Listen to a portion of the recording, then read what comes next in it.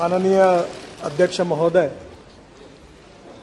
Ministry of road transport and highways इस विषय पर जो आर्थिक मांगे थी उस पर करीब 74 सम्माननीय सदस्यों ने अपने बहुत ही महत्वपूर्ण विचार और सुझाव रखे हैं। मैं उनका विशेष रूप से आभारी हूं और सदन को ये विश्वास दिलाना चाहता हूं कि काम करते समय आपके अनुभव के आधार पर आपने जो अच्छे सुझाव दिए हैं उसका उपयोग करके, उसको स्वीकार करके उसके ऊपर अमल करने की सरकार पूरी कोशिश करेगी। सम्माननीय अध्यक्ष महोदय, मैं बहुत बार ये कह चुका हूं कि हमारे रोड हमारे प्रॉस्पेरिटी के साथ जुड़े हुए हैं और इसीलिए मैं जब से इस क्षेत्र में काम कर रहा हूं, जॉन केनेडी, इनका एक वाक्य मैं हर समय याद रखता हूं और उन्होंने कहा था कि American roads are not good because America is rich, but America is rich because American roads are good. और मैं इसी बात पर भारत को आत्मनिर्भर भारत बनाने का, सुखी समृद्ध संपन्न शक्तिशाली हिंदुस्तान बनाने का जो संकल्प प्रधानमंत्री मोदी जी ने किया है, उसके आधार पर मैं इस सदन को विश्वास दिलाना चाहता हूं कि 2024 समाप्त होने के पहले हिंदुस्तान का रोड इंफ्रास्ट्रक्चर अमेरिका के बराबर होगा, ये विश्वास मैं दिलाना चाहता हूं। और मुझे पता है कि इसके कारण रोजगार भी निर्माण होगा, इसके कारण ग्रोथ भी होगी, इसके कारण एम्प्लॉयमेंट पोटेंशियल भी बढ़ेगा, इसके कारण एग्रीकल्चर ग्रोथ भी बढ़ेगी और उसके साथ टूरिज्म भी बढ़ेगा। फारूक साहब, मैं आपको अनुरोध करूंगा, केवल जम्मू कश्मीर में हम 60,000 करोड़ के काम कर रहे हैं। अभी जो झोजिला टनल बन रही है, मैं पहली बार मुझे सौभाग्य मिला कि आपका कश्मीर ने जन्नत है, कितना सुंदर है। और कारगिल के नीचे पहाड़ी पर ऊपर बाबा अमरनाथ का वो दिखता था और वहां से मैं टनल का निरीक्षण कर रहा था। और पूरा लद्दाख और लेह से लेकर श्रीनगर आने तक कितनी कठिनाइयां थी। अब वो झेड़मोर भी टनल पूरी हो रही है। झोजिला टनल में इस समय 1000 लोग अंदर जाकर काम कर रहे हैं -8 डिग्री में, और 2026 का काम पूरा होने की डेट थी। मैंने उनको कहा कि 24 के पहले पूरा करो, तो मुझे लगता है कि ये एक ऐतिहासिक काम हो जाएगा। लद्दाख और लेह में आने के पहले अगर हम शिमला से हम लोग अगर मनाली तक जाते हैं तो मनाली में हमारी टनल बनी है, अटल टनल। पहले 3.5 घंटे लगते थे, अब 8 मिनट में जा रहे हैं। और वहां से अटल टनल से निकलने के बाद हिमालय के ऊपर से वही इतना सुंदर है, जो तो मैं अपने आंखों में पूरी तरह समा नहीं सका कि पूरे वहां 4 टनल बना रहे हम लद्दाख लेह पर आने के लिए, रोड बना रहे, पूरा काफी बना है। और लद्दाख लेह से डायरेक्ट कारगिल, कारगिल से झेड़मोर और झेड़मोर से श्रीनगर, और श्रीनगर से फिर श्रीनगर से जम्मू के बीच में हम लोग बड़ा हाईवे बना रहे हैं, उसमें 5 टनल बना रही है। काफी कुछ काम पूरा हुआ है। और आज मुझे बताते हुए खुशी हो रही सम्माननीय अध्यक्ष महोदय कि वहीं ये जब टनल हमारी यहां से श्रीनगर से हम जम्मू की तरफ जाएंगे तो उसके बीच में कटरा के पहले हम जो दिल्ली से कटरा, दिल्ली अमृतसर कटरा एक्सप्रेस हाईवे का काम शुरू हो गया है। अब कश्मीर के भी काम अवार्ड हो गए हैं और वहां से लेकर हम कटरा से पूरा श्रीनगर से वापस हम अमृतसर के द्वारा दिल्ली आएंगे और दिल्ली मुंबई को हाईवे को लग जाएंगे। तो मैं आपको ये विश्वास दिलाना चाहता हूं कि लद्दाख और लेह से हम लोग श्रीनगर आने के बाद श्रीनगर से डायरेक्ट वहां से निकलकर हम मुंबई चले जाएंगे। और मैं आपको विश्वास दिलाता हूं कि ये साल समाप्त होने के पहले मेरी कोशिश होगी कि श्रीनगर से आप 20 घंटे के अंदर मुंबई पहुंच जाओगे, ऐसा काम हो। हमारे लिए खुशी की बात है कि दिल्ली से जयपुर 2 घंटे में, दिल्ली से हरिद्वार 2 घंटे में, दिल्ली से देहरादून 2 घंटे में, दिल्ली से जयपुर 2 घंटे में, दिल्ली से अमृतसर 4 घंटे में और दिल्ली से मुंबई 12 घंटे में इसी साल हम दिसंबर के पहले कर सकेंगे। आज हमारे देश में केवल यहां काम हो रहा ऐसा नहीं है। हम लोग चेन्नई से बेंगलोर का रोड बना रहे हैं वो भी 2 घंटे में हो जाएगा। काफ़ी लंबी लिस्ट है, पर मैं सम्मान्य सदस्यों को ये विश्वास दिलाना चाहूँगा कि राष्ट्रीय महामार्ग के ऊपर 2014 में हमारी सरकार आई। मैं निरंजन जी आपको कोई कॉन्ट्राडिक्ट नहीं कर रहा हूँ, केवल वस्तुस्थिति बता रहा हूँ। ये झोजिला टनल थी, ये इसका मंजूरी आपके सरकार ने दी थी। बाद में इसके बाद 4 बार टेंडर हुआ। एक बार टेंडर आया तो एक ही टेंडर आया, रिजेक्ट किया गया। दूसरे बार टेंडर आया तो आईएलएफएस को मिला, वो आईएलएफएस की हालत खराब होगी तो टेंडर टर्मिनेट हो गया। तीसरे बार टेंडर आया, उसमें भी अड़चन आई क्योंकि 12,000 करोड़ कॉस्ट बढ़ गई। फिर कैबिनेट में जाना पड़ा। तो मेरे समझ में नहीं आया कि ये कॉस्ट क्यों बढ़ रही है। और मैं केवल, ये मेरा श्रेय नहीं है, मेरे हमारे अधिकारियों का है। और दिल्ली में एक एसोसिएम करके एक संस्था है जो उद्योग और व्यवसाय में काम करती है, उनको मैंने कहा कि आप इसके ऊपर एक दिन का वर्कशॉप लीजिए। और नॉर्वे से लेकर दुनिया के सब लोगों को बुलाया और टेक्निकल और फाइनेंशियल क्वालिफिकेशन के बारे में, ना मैं चार्टर अकाउंटेंट हूँ ना मैं इंजीनियर हूँ, पर मुझे वर्ली बांद्रा सी लिंक मुंबई में बना, एक्सप्रेस हाईवे बना, थोड़ा अनुभव था। तो मैंने कहा ये टनल की कॉस्ट एग्जैगरेटेड है, इसके टेक्निकल क्वालिफिकेशन बदले। और उसमें इंडियन कॉन्ट्रैक्टर को इनकरेज किया गया। 12,000 करोड़ की एस्टिमेट कॉस्ट थी। और आज मुझे बताते हुए एक खुशी हो रही है, हमारे यहाँ तो अभी तो मैं 50 लाख करोड़ के काम कर चुका हूँ। और इस सदन को विश्वास के साथ नम्रतापूर्वक बताना चाहता हूँ, यहाँ तो थोड़ी भी गड़बड़ हुई तो तुरंत आपको पता चल जाता है। आपको 50 लाख करोड़ में एक भी कॉन्ट्रैक्टर ऐसा नहीं मिलेगा कि उसको अपना कॉन्ट्रैक्ट मंजूर करने के लिए कभी मंत्री को मिलना पड़ा, ऐसा एक भी नहीं मिलेगा। आपको कोई ध्यान में आएगा तो मुझे बता दें। Transparent, time bound, result oriented and corruption free. और आपको मुझे बताते हुए खुशी हो रही है, इस देश के इस टेंडर में जिस कंपनी ने कॉन्ट्रैक्ट जीता, 5 लोगों ने टेंडर भरे, कंपटीशन हुई और हैदराबाद की एक मेधा इंजीनियरिंग करके कंपनी है, उन्होंने काम लिया। और फारूक साहब, इस एक ही काम में हमारी सरकार ने एस्टिमेट कॉस्ट से 5,000 करोड़ रुपए की बचत की और ये करके दिखा 5,000। तो मैं आपको निश्चित रूप से ये बताना चाहूंगा कि आज हमने गंगा पर कितने पुल बना रहे, जितने मांगते उतने बना गए। यानी स्वाधीनता के बाद जब तक हमारी सरकार नहीं आई, उतने ब्रिज गंगा पर थे, उतने हमारे 7 साल में ललन सिंह जी बैठे हैं, जो बोलते हैं वो मंजूर करा के हमने सब मंजूर करके दिए। ब्रह्मपुत्रा के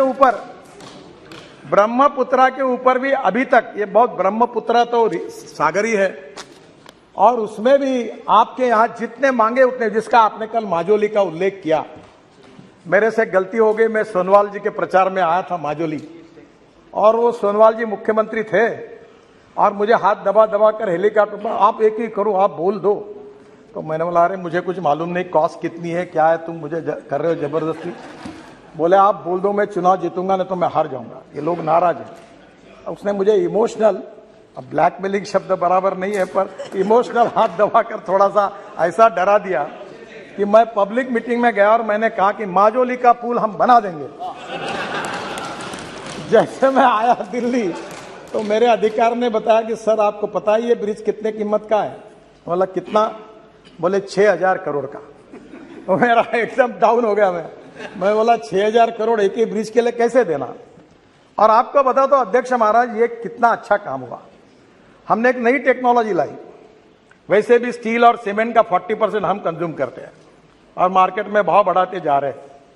मेरा तो बात चल जाए तो मैं स्टील और सीमेंट का उपयोग ही खत्म कर दूंगा रोड से, ताकि ये घूमते रहे। क्यों हमने क्या किया कि ये जो ऑस्ट्रेलिया, अपना सिंगापुर में और मलेशिया में एक टेक्नोलॉजी आई, ये जो 2 बीम दिख रहे हैं आपको, इसमें मेट्रो में सब जगह पर डिस्टेंस होता है 30 मीटर। और अभी हमने ये तय किया कि वहां जो टेक्नोलॉजी आई है, ये 2 पियर के बीच का डिस्टेंस 120 मीटर तक हो सकता है, क्योंकि ऊपर का जो बीम डालते हैं उसका कास्टिंग स्टील फाइबर में होता है। और अध्यक्ष महाराज, हमने वो मैंडेटरी किया और टेक्नोलॉजी नहीं लाई। वर्ल्ड की जितनी अच्छी टेक्नोलॉजी वो लाने की कोशिश करे वो हमने स्वीकार की। और फिर ये माजोली आइलैंड का टेंडर निकाला। और आपको बताते मुझे खुशी हो रही है कि 6,000 करोड़ का ब्रिज हमने 680 करोड़ में यूपी ब्रिज कारपोरेशन को दिया, और यूपी ब्रिज कारपोरेशन अभी वहां काम कर रही है, और शायद मैं इस साल में एक साल में उसके उद्घाटन के लिए आ जाऊंगा। तो अध्यक्ष महाराज, हमारी कोशिश यही रही कि कॉस्ट ऑफ कंस्ट्रक्शन को कम करना और क्वालिटी ऑफ कंस्ट्रक्शन को इंप्रूव करना। और ये करते समय कभी कभी बहुत लोगों ने चिंता जताई कि एनएचआई का क्या होगा, बहुत कर्जा आया है। मैं आपको बताता हूं, कभी कुछ पूरा सच बताने में मेरी इसलिए अड़चन है कि अगर ये मैं कभी बताऊंगा तो आप उस दिशा से अगर मेरे ऊपर अगर आर्गुमेंट करने लगे तो मैं अड़चन में आ जाऊंगा। ये मेरा सौभाग्य रहा कि देश का पहला बीओटी प्रोजेक्ट, मैं महाराष्ट्र में मंत्री था तो मुझे करने का सौभाग्य मिला, ठाणे भिवंडी बाईपास। तो ठाणे भिवंडी बाईपास बनाया तो उसमें पहला टोल प्रोजेक्ट हुआ। अब ये खुशी से नहीं हुआ अध्यक्ष महाराज, ये मजबूरी है। मजबूरी है कि इतना बड़ा इंफ्रास्ट्रक्चर करने के लिए सरकार के पास पैसे नहीं है, और पैसे नहीं है तो इसके ऊपर दो उपाय कि चुपचाप बैठो, और नहीं तो कुछ दूसरे मार्ग से पैसे लाओ। अब इसमें नुकसान नहीं है। जैसे अभी दिल्ली से मेरठ 4.5 घंटे लगते थे, अब 18 लेन का रोड बनाया अक्षरधाम के सामने, आप लोग रोज उसका अनुभव करते हो। अभी पहले मुझे याद है कभी मैं जाता था उधर से तो ऐसा लगता था कि कभी जाना नहीं चाहिए, पर अध्यक्ष महाराज आज दिल्ली से मेरठ 40 मिनट में आते हैं। और अभी मैं जब मेरठ गया था तो मुझे मेरठ के लोगों ने बताया कि हम 35 मिनट में आधा, तो हम तो गवर्नमेंट गाड़ी में जाते तो 80-90 की स्पीड में होती है। तो उन्होंने मुझे कहा कि अब तो हम लोग कैनॉट प्लेस जाते हैं, आइसक्रीम खाते हैं और वापस आते हैं। यानी इतनी कनेक्टिविटी बढ़ी। आप मुझे बताइए 4.5 घंटे अगर गाड़ी चलेगी तो जितना पेट्रोल डीजल जलेगा वो 40 मिनट में बचत हो जाएगी, वो पैसे में हम टोल लेते हैं। अब ये जो श्रीनगर में दिल्ली से 8 घंटे में आप जाएंगे, अभी आज तो मुझे लगता है कि 8 भी नहीं 30 घंटे में भी जाना मुश्किल है। तो स्वाभाविक रूप से इसका सबसे बड़ा फायदा हुआ कि ये 22 ग्रीन हाईवे जो बना रहे हैं हम लोग, इंडस्ट्रियल कॉरिडोर बना रहे हैं। अध्यक्ष महाराज, देश की सबसे बड़ी समस्या अगर कोई है तो लॉजिस्टिक कॉस्ट है। और अभी हमारे यूक्रेन के रशिया की लड़ाई के कारण फिर क्रूड ऑयल के भाव बढ़ गए, हम अड़चन में आ गए, और इसके कारण लगातार कॉस्ट बढ़ रही है। सब्जी महंगी हो रही, सब महंगा हो रहा है क्योंकि ट्रांसपोर्ट कॉस्ट बढ़ रही है। और वर्ल्ड में चाइना की लॉजिस्टिक कॉस्ट 8 से 10% है, अमेरिका के लॉजिस्टिक कॉस्ट 12% है, यूरोपियन कंट्रीज की 12% है, और हमारे यहाँ एक ट्रक यहां से निकलता तो मुंबई जाने के लिए 50 घंटे लगते हैं।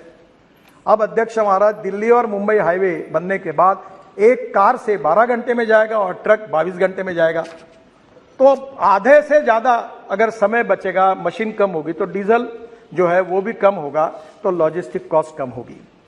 तो हम लोग जो पोर्ट कनेक्टिविटी जो हमने नोट्स निकाले हैं, वो गतिशक्ति में भी 800 नोट्स निकाले हैं। केवल डिस्ट्रिक्ट को 4 लेन से नहीं जोड़ रहे, पोर्ट्स को जोड़ रहे, इंडस्ट्रियल कॉरिडोर, इंडस्ट्रियल क्लस्टर को जोड़ रहे, फिशिंग के लिए जोड़ रहे, एग्रो प्रोसेसिंग इंडस्ट्री को जोड़ रहे। तो स्वाभाविक रूप से मैं विश्वास दिलाता हूं कि प्रधानमंत्री जी का जो आत्मनिर्भर भारत का सपना है वो पूरा करना होगा तो एक्सपोर्ट को बढ़ाना होगा, इंपोर्ट को कम करना होगा। एक्सपोर्ट को बढ़ाना होगा तो इंटरनेशनल मार्केट में हमको वायबल होना पड़ेगा, कॉम्पिटिटिव बनना होगा, और कॉम्पिटिटिव बनना होगा तो उसके लिए हमको लॉजिस्टिक कॉस्ट को कम करना होगा। और इसलिए ये जो रोड इंफ्रास्ट्रक्चर खड़ा हो रहा है, जिसका उल्लेख सम्मान्य सदस्यों ने किया था कि आज देश का 70% गुड्स ट्रैफिक रोड पर है और 90% पैसेंजर ट्रैफिक रोड पर है। पर मैं आपको विश्वास के साथ बताना चाहता हूं कि जो नए एनएच बन रहे, ग्रीन एक्सप्रेस हाईवे बन रहे, ग्रीन एक्सप्रेस हाईवे का मतलब यह है कि पुराने रोड को हमने छोड़ दिया। मेरे साथ एक तमिलनाडु का अच्छा लड़का काम करा, भी वर्ल्ड बैंक में बहुत होशियार था, मेरे स्टूडेंट था। तो उसने एक दिन मुझे कहा कि ये जो रोड ऐसे है, ये देखो, वो गूगल पे गया और उसने दिल्ली से चेन्नई रेस मार दी और मुझे बताया कि ये देखो कैसा घूमते घूमते रोड जा रहा है, ये हम क्यों कर रहे हो। तब उन्होंने पहले आइडिया बताई और हमने नए ग्रीन हाईवे का नेटवर्क खड़ा किया। अब जो महाराष्ट्र में रहते हैं, पूना में, सुप्रिया जी को पता होगा, पूना में इतना ट्रैफिक जाम, इतना एयर पोल्यूशन, मुंबई में पोल्यूशन। अब पूरे उत्तर भारत का ट्रैफिक जो कर्नाटक, तमिलनाडु, तेलंगाना, केरल जा रहा है, वो मुंबई पूना नहीं जाएगा। वो पूना से बेंगलोर जाने के लिए कोल्हापुर की तरफ और सोलापुर की तरफ जाता था, वो ट्रैफिक सूरत से निकलेगा, ग्रीन एक्सप्रेस हाईवे, सूरत से नासिक, नासिक से अहमदनगर, अहमदनगर से सोलापुर और सोलापुर से करनूल। तो पूरा मुंबई पुणे का 50% ट्रैफिक जाम कम होगा। पूरा दक्षिण का पूरा ट्रैफिक जो उत्तर से निकल रहा है वो पूरा सूरत से निकल जाएगा, तो लॉजिस्टिक कॉस्ट भी कम होगी, फ्यूल भी बचेगी। ऐसे 22 ग्रीन एक्सप्रेस हाईवे बन रहे हैं और मेरा विश्वास है कि इसमें निश्चित रूप से काफी फायदा होगा, जिसका उल्लेख बहुत सदस्यों ने किया था कि नेशनल हाईवे के बारे में उन्होंने, हमारे एक सदस्य ने कहा कि हम लोग कोई गलत हिसाब करके बता रहे हैं। जो यूपीए सरकार में हिसाब था वही है, और हिसाब यह है कि हम 8 लेन बनाते तो भी 1 ही किलोमीटर काउंट करते हैं, हम 6 लेन बनाते तो भी 1 ही किलोमीटर काउंट करते हैं, हम 4 लेन बनाते तो भी 1 लेन काउंट करते हैं। और उसी के आधार पर हमने पिछले साल 38 किलोमीटर पर डे हमने ये रोड बनाया। और मैं अध्यक्ष महाराज आपको बताते हुए मुझे खुशी हो रही कि इस देश के लिए हमें इसका अभिमान है कि हमारे विभाग ने 4 वर्ल्ड रिकॉर्ड बनाए। पहला वर्ल्ड रिकॉर्ड ये कि 38 kilometre per day road construction, कोई इसमें ऐसा कोई हमने कई गलत फिगर नहीं बनाई, जो रिकॉर्ड था उसी से बना। उल्टा वेस्टर्न कंट्रीज में 8 होगा किलोमीटर बनाया लेन, तो बोलते 8 किलोमीटर बनाया। हम 8 किलोमीटर को 1 ही किलोमीटर कह रहे, जो यूपीए सरकार में पद्धति वैसी पद्धति से बनाया। 38 kilometre highest in the world. दूसरा हमने किया अभी जस्ट 1 वीक एगो, we constructed road length of 50 kilometers single lane in 100 hours, longest length of flexible pavement DBM course road construction in 100 hours, world record हो गया।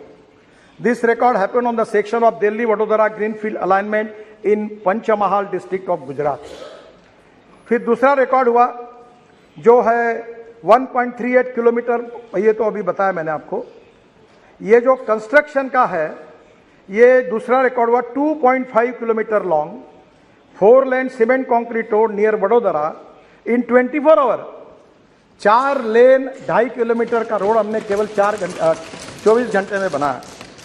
बाद में 26 kilometre single lane between road Solapur Bijapur section NH 52 21 घंटे में बनाया। तो मुझे खुशी है कि हमारे देश में निश्चित रूप से काफी बड़े प्रमाण पर कॉन्ट्रैक्टर की टेक्नोलॉजी में भी सुधार हो रहा है। सर, आप बहुत से लोगों ने क्वालिटी के बारे में कहा, मैं थोड़ा आपको नम्रतापूर्वक कहना चाहता हूं। जो रोड अभी बने हुए हैं, जो रोड 2 साल पहले बने हुए हैं, जो रोड 3 साल पहले बने हुए हैं, जो रोड 4 साल पहले बने हुए और जो रोड 5 साल बने हुए आपके कॉन्स्टिट्यूंसी के, मुझे आप बताइए कि उस रोड पर एक भी गड्ढा है क्या? उस रोड पर बताइए।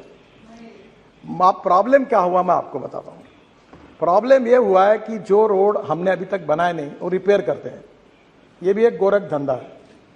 वो हर साल 1 इंच का बिटुमिन लगाते हैं रोड मेंटेनेंस के नाम पर, और हर बार सब खुश रहते, सभी लोगों को फायदा होता है।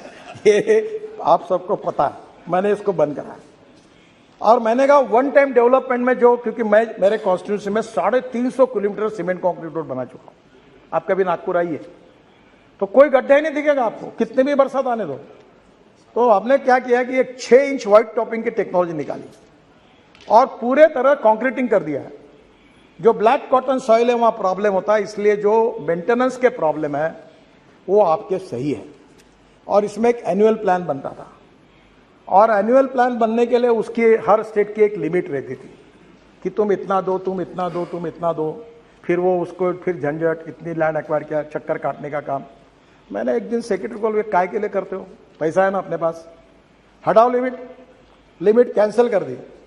और मैंने सब स्टेट गवर्नमेंट को कहा तुम में जितना दम होगा, जितना भेजना होगा उतना भेजो, सब सैंक्शन कर देता। ये मध्य प्रदेश में गया था, शिवराज सिंह चौहान के घर में मीटिंग चल रही थी, तो वो सेक्रेटरी पूछ रहा था इतना भेजू क्या, इतना। अरे मैंने बोला तुम्हारे पास जितना दम है उतना भेज दे, सब मंजूर कर देंगे।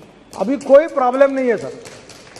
इस एनुअल प्लान में पुराने एनएच के जितनी बातें हैं उसके ऊपर मेरा रिक्वेस्ट है, पूरा भेज दो। एनएच चाहिए वो, और मैं आपको पूरे काम कर दूंगा। रही बात सीआरएफ की, सीआरएफ में अड़चन है।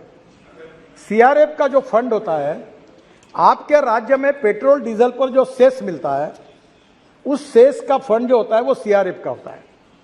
और उसमें मैं पैसा नहीं बढ़ा सकता, जितना मिलता है शेष उतना ही आपको दे सकता हूं। अब वो एमपी अलग से बोलते हैं, एमएलए अलग से बोलते हैं, राज्य सरकार अलग से बोलते हैं। अब रोटी बनाने के लिए 2 किलो का आटा है और 2000 लोगों का खाना है, तो थोड़ा गड़बड़ होती है। पर आज मैं एक नई घोषणा कर रहा हूं कि सेतु भारतम करके हमारी योजना थी, और इस बार मैं वित्त मंत्री को धन्यवाद दूंगा कि उन्होंने 1600 करोड़ रुपए ज्यादा सीआरएफ में हमें दिए हैं। तो हमने एक सेतु भारतम योजना बनाई थी कि एनएच पर जितने आरओबी थे हम पूरे बनाने के लिए कोई 150-200 बना रहे। अब उसी सेतु भारतम योजना को मैंने ये 1600 करोड़ ऐड करके दिए, और ये रेलवे और हमारे काम जो चलते प्रपोजल आते आते तो 1:6 क्या 1:8 किया तो भी फर्क नहीं पड़ता, क्योंकि ये करते करते बहुत टाइम लगता है। पर 1:6 भी पकड़ा तो भी 8 से 10 हजार करोड़ होते हैं। और मैं आज सदन में घोषणा कर रहा हूं कि सेतु भारतम में आपके कॉन्स्टिट्यूंसी में चाहे म्यूनिसिपल कॉर्पोरेशन का आरओबी हो, चाहे डिस्ट्रिक्ट का हो, चाहे स्टेट पीडब्ल्यूडी का हो, चाहे कहीं का भी, जहां रेलवे फाटक बंद करना होगा उतने आरओबी और आरओबी के प्रोजेक्ट प्रपोजल स्टेट गवर्नमेंट के थ्रू पता मुझे भेज दीजिए। मैं 100% अपने पैसे से वो पूरे बनाता हूं, आप तुरंत भेज दीजिए। क्योंकि इसके पहले हमें बंधन था कि मैं केवल एनएच के ऊपर ही काम कर सकता था, तो एनएच के ऊपर के आरओबी जो है वो हमारे पैसे से करेंगे, और जो अब स्टेट के इसमें है वो जो पूरे स्टेट और कारपोरेशन के, पूरा मेरा होने तो फिर आप पूछ लीजिए, पूरा स्टेट के, कारपोरेशन के, नगर परिषद के, जो गांव में इतने कीचड़ होता है, वहाँ ट्रैफिक जाम होता है, लोग तंग आते हैं, मैं भी भुगत चुका हूँ। और हमारे नहीं, अपना नहीं है, वो स्टेट का है, वो नगर पालिका है। तो अभी कुछ चिंता मत करो, सब भेज दो, मैं सब मंजूर कर दूंगा, आप लाओ लो सब। तो ये कम से कम 8-10 हजार करोड़ के आरओबी में मुझे लगता है आपके प्रॉब्लम सॉल्व हो जाएगी। दूसरा, एक बात जरूर है कि बहुत से लोगों ने कहा प्लांटेशन के बारे में, और प्लांटेशन के बारे में मैं भी पूरी तरह से सहमत नहीं हूं। मैं कोशिश कर रहा हूं, पर 2 चीजों जिनके पूरी सफलता में, प्लांटेशन और रोड सेफ्टी। तो प्लांटेशन में प्रॉब्लम यह है कि अभी हमने ये जो राजमुंद्री करके अपना आंध्र प्रदेश का एक डिस्ट्रिक्ट है, वहाँ बहुत अच्छी नर्सरी है। हाँ, yes, you are from that. तो मैंने नियम किया कि 3 मीटर का ही पेड़ लगना चाहिए एनएच पर। तो इनके यहाँ के नर्सरी के पूरे पेड़ खत्म हो गए, क्योंकि अब वो मिले नहीं। अभी नर्सरी भी खोल रहे हैं, और इकोलॉजी एंड इन्वायरमेंट के लिए हमारी कटिबद्धता है। और मैं ये कंस्ट्रक्शन में काम करते हुए अब मैं समझ गया हूं कि झाड़ पेड़ को काटना ठीक नहीं है, और इसलिए सुप्रीम कोर्ट ने 4 धाम के प्रोजेक्ट में हमें परमिशन दी है। अब हम कोर्ट में मामला जीत गए, बद्रीनाथ, केदारनाथ, गंगोत्री, यमुनोत्री को जोड़ने के लिए। फिर भी हमने निर्णय किया है कि हम देश में 1000 कॉन्ट्रैक्टर ऐसे तैयार करेंगे जो केवल ट्रांसप्लांटेशन का काम कर सकते हैं। हम पेड़ तोड़ेंगे नहीं, हम ट्रांसप्लांट करेंगे। अध्यक्ष महाराज, आपको कभी समय मिलेगा तो हम एक स्टेट ऑफ आर्ट प्रोजेक्ट, एक एयरपोर्ट के पीछे द्वारका एक्सप्रेस हाईवे कर रहे हैं।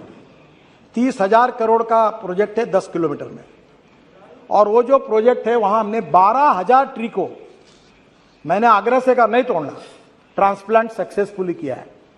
इसमें अलग अलग प्रकार की टेक्नोलॉजी है, और निश्चित रूप से इस देश में 1000 कॉन्ट्रैक्टर ऐसे तैयार करेंगे, पर पेड़ उनको पैसा देंगे, और इसके बाद पेड़ काटेंगे नहीं, ट्रांसप्लांट करेंगे। यही कोशिश हम करेंगे, ये मैं आपको बताना चाहता हूं। सर, एक बात रोड सेफ्टी की है, मुझे आपका भी सहयोग चाहिए। बहुत दिनों में आप लोगों ने भी उल्लेख किया कि वर्ल्ड में जाने के बाद 11% वर्ल्ड के एक्सीडेंट कहाँ होते हैं, तो हिंदुस्तान में होते हैं।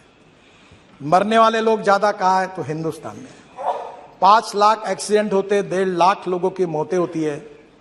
अब मुझे बताइए, 3 लाख लोग दिव्यांग बन जाते हैं, हाथ पैर टूट जाते हैं, 3% जीडीपी का नुकसान होता है, और ये बहुत ही क्लेशदायक है। इसमें रोड इंजीनियरिंग का भी कारण है। मैं अपने डिपार्टमेंट की जिम्मेदारी लेता हूं। ब्लैक स्पॉट्स, आपने सही कहा, ये डीपीआर बनाने में क्वालिटी अच्छी नहीं है, और इसलिए रोड सेफ्टी को ध्यान में लेकर मैंने कहा ये डीपीआर वाली आउटडेटेड सिस्टम को बंद करो, और पीएमसी, प्रोजेक्ट मैनेजमेंट कंसल्टेंसी लाओ। और इसको प्रोफेशनल, इस समय जो वर्ल्ड के कंसल्टेंट थे वो भाग गए हमारे यहां से, तो मैंने हमारे अधिकारियों को पूछा कि तुम्हारा हार्ट ऑपरेशन करना है तो टेंडर निकाल के कारपोरेशन के हॉस्पिटल में क्यों नहीं जाकर अपना ऑपरेशन करते हो? तब आपको ऑपरेशन करना होता है तो आपको अच्छा डॉक्टर चाहिए। डीपीआर बनाते समय लोएस्ट आता है उसको, तो वो जो सब घटिया काम करता है। तो अब इसके बारे में हमने डीपीआर बनाने के बारे में काफी सुधार किया है और वर्ल्ड की बेस्ट टेक्नोलॉजी, बेस्ट कंपनी को ज्वाइंट वेंचर करके जो बेस्ट सक्सेसफुल प्रैक्टिसेस है उसको लाना है। मैं तो अक्सर ये बात कहता हूं कि innovation, entrepreneurship, science, technology, research, skilled and successful practices, we name it as a knowledge and conversion of knowledge into wealth is the future. और इसलिए टेक्नोलॉजी में हमारे इतना लोग काम कर रहे हैं, आईआईटी अच्छा काम कर रहे हैं, हमारे इंजीनियर्स अच्छा काम कर रहे हैं, हमारे स्टार्टअप अच्छा काम कर रहे हैं। और आप लोगों ने भी कल मुझे सुझाव दिया ना, मैंने 2 सुझाव आपके स्वीकार किए। एक किसी ने कहा, मैं नाम भूल रहा हूं, अध्यक्ष महाराज, उनने कहा आधार कार्ड के ऊपर, शायद श्रीनिवास पाटिल जी ने कहा था, आधार के कार्ड के ऊपर जिसके बाद आधार का कार्ड है और वहां टोल है, तो आधार का कार्ड देखकर मानकर उसको तुरंत पास इशू किया जाए। तो मैं सजेशन मान्य करता हूं, जहां भी ऐसे टोल बने और वहां के स्थानिक लोगों की अड़चन होती है, आधार कार्ड को लेकर पास बनाकर देंगे। दूसरा एक है कि 60 किलोमीटर के बीच में टोल नहीं आता है और कुछ जगह चालू है। मैं आज सदन को विश्वास दिलाता हूं, बहुत बार ये गलत काम हो रहा है, इलीगल है। मैं बार बार कहता हूं पर पैसे मिलते इसलिए डिपार्टमेंट हाँ करते हो। हाँ, ये इनका कितने दिन मेरे से झगड़ा किया इन्होंने, भोले जी ने बहुत। अब मैं बता रहा हूं कि इसके बाद 3 महीने के अंदर 60 किलोमीटर के अंदर एक ही टोल नाका होगा, दूसरा होगा तो वो बंद किया जाएगा। क्योंकि लोगों को जरूर है कि हमें पैसा भी चाहिए, इसका मतलब लोगों को तकलीफ नहीं देनी चाहिए।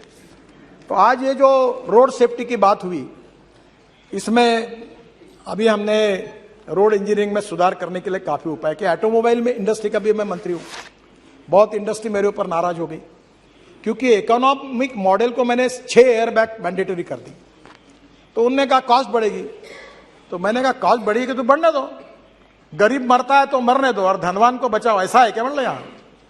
इसके बाद इस देश में इकोनॉमिक मॉडल, छोटा से छोटा कोई नैनो मॉडल हो, हर गाड़ी में 6 एयरबैग्स लगेगी, ये हमने मैंडेटरी कर दिया ताकि हमारे लोगों की जान नहीं जाए।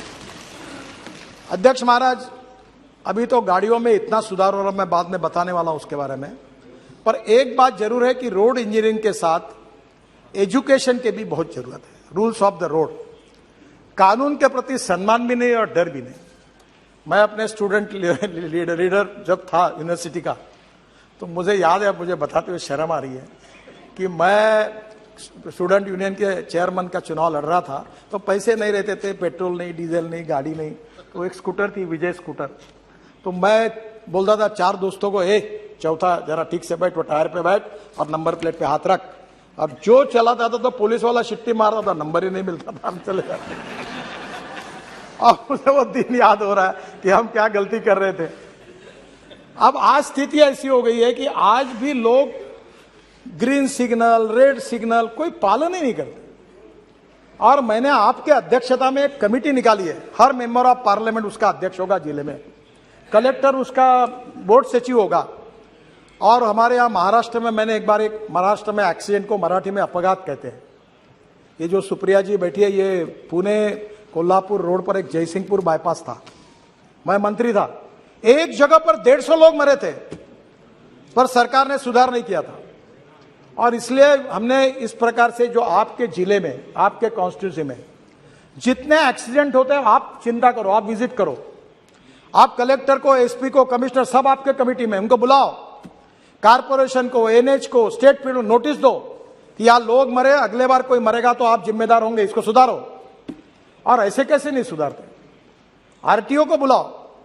आरटीओ वाले मेरे से बहुत नाराज है क्योंकि मैंने आरटीओ की 18 सेवाएं डिजिटलाइज कर दी, आरटीओ में जाने की जरूरत ही नहीं। पर इस बात में उनको बुलाइए। और आप उस कमेटी के अध्यक्ष हैं, हर महीने में मीटिंग करें। मेरे ये राज्यसभा के सदस्य डॉक्टर महात्मे, पद्मश्री मिली है उनको, वो कैटरैक्ट में उन्होंने रिकॉर्ड ऑपरेशन बहुत अच्छे हैं, मैंने उनको कार्याध्यक्ष बना दिया, मुझे समय नहीं मिलता।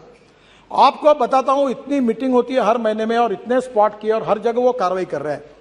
मैं आप सबको हाथ जोड़कर अनुरोध करता हूं, कोई लड़ाई में जितने लोग नहीं मरते हैं, कोई कोविड में जितने लोग नहीं मरते हैं, रोड एक्सीडेंट में 1.5 लाख लोग मर रहे हैं और मरने वाले लोगों में 18 से 45 वयोवर्ष के 65% लोग हैं, यंग लड़के हैं। परसों में हमारा एक्सीडेंट हुआ, मुझे बताते हुए दुख हो रहा है, इनको मालूम होगा। एक गाड़ी में वर्धा के रामदास तड़स यहां बैठे एक मेंबर ऑफ पार्लियामेंट, इनके कॉन्स्टिट्यूंसी में, इनके गांव के ढाबे में गए, वहां खाना खाया और वहां से आते समय 140 किलोमीटर के स्पीड से 7 बच्चे एमबीबीएस पार्ट 1 के होशियार लड़के, पूरी गाड़ी अंदर गई और 7 के 7 मर गए। मैं आपसे अनुरोध करता हूं कि इसके बारे में जनता के सहयोग के बिना, लोगों के सहयोग के बिना और लोक प्रतिनिधियों के सहयोग के बिना यह मामला नहीं निपटा जा सकता। केवल कितना भी फाइन बढ़ाया, नया मोटर व्हीकल एक्ट आप सबके सहयोग से मंजूर हुआ, कार्रवाई कर रहे हैं, पर मेरा आपसे अनुरोध है कि आने वाले समय में एक्सीडेंट को रोकने के लिए आप सबका सहयोग चाहिए। आपके जिले के, आप अभी परसों मैंने जवाब में कहा था कि हमारे यहाँ भी ये ब्यूरोक्रेटिक सिस्टम ऐसी होती है कि वो एक्सीडेंट का ब्लैक स्पॉट है, फिर सेंट्रल ऑफिस को भेजो। मैंने कहा नथिंग डूइंग। जहां 2 बार एक्सीडेंट हुआ ऐसा ब्लैक स्पॉट होगा, हमारा आरओ और चीफ इंजीनियर 50 करोड़ रुपए का काम तुरंत उसको इंप्रूव करने के लिए खर्चा करेगा और तुरंत उसको छोड़ेगा। ऐसा नहीं तो लोग मरते रहे, हम देखते रहे, ऐसा नहीं होना चाहिए। मेरा आपसे अनुरोध है कि ये एक बहुत बड़ा प्रश्न है रोड सेफ्टी का। देखिए क्या बताएं, अच्छा बताओ या नहीं बताऊं, मुझे संकोच होता है। हाँ, तेलंगाना, यस सही है। और आपके कॉन्स्टिट्यूंसी का जो रोड है विजयवाड़ा का, परसों ही मैंने मीटिंग कराई थी, विजयवाड़ा से हैदराबाद, ये रोड में भी यही सब जगह पर ये हो रहा है। आंध्र, तेलंगाना, कर्नाटका, तमिलनाडु केवल एक सरकार है कि जिसने वर्ल्ड बैंक के सहयोग से 50% एक्सीडेंट और 50% डेथ कम किए हैं। और परसों मेरे पास वर्ल्ड बैंक के वाइस प्रेसिडेंट आए थे, इंडिया हमारे आशिया हेड जुएत करके, वो भी आए थे, और मैंने उनको कहा कि इसके लिए आप तमिलनाडु मॉडल को पूरे देश में उसको इंप्लीमेंट करो। और मुझे आज बताते हुए खुशी हो रही है कि हम 14,000 करोड़ रुपए, इसमें से वर्ल्ड बैंक और एडीबी 50% भारत सरकार, ऐसी योजना का शुभारंभ तुरंत करने जा रहे हैं। और जिससे राज्य सरकार में भी, सिटी रोड में भी जहां जहां ऐसे ब्लैक स्पॉट होंगे उसको इंप्रूवमेंट करने के लिए हम पैसा देने वाले हैं, ताकि इससे एक्सीडेंट में लोगों की जो मृत्यु हो रही है उसको कम किया जाए। मैं भी भुगत भोगी हूं, मेरा पैर 4 जगह टूटा है पुलिस प्रोटेक्शन में, और इसलिए मैं आपको फिर से अनुरोध करता हूं, जो सरकार में मंत्री वो पहला काम करे, अपने ड्राइवर का आके जांच ले। कैटरैक्ट निकलता है, मैं महाराष्ट्र में मंत्री था तो अनेक ड्राइवर कैटरैक्ट वाले निकले 40%। एक केंद्र सरकार में एक मंत्री थे, उनका ड्राइवर एक आंखों से अंधा ही था, ऐसी गाड़ी चला रहा था। और एक मुख्यमंत्री थे, उन्होंने मुझे बताया, नाम नहीं बताता आपको, कि मेरा ड्राइवर दोनों आंखों से अंधा था और आवाज पे गाड़ी चला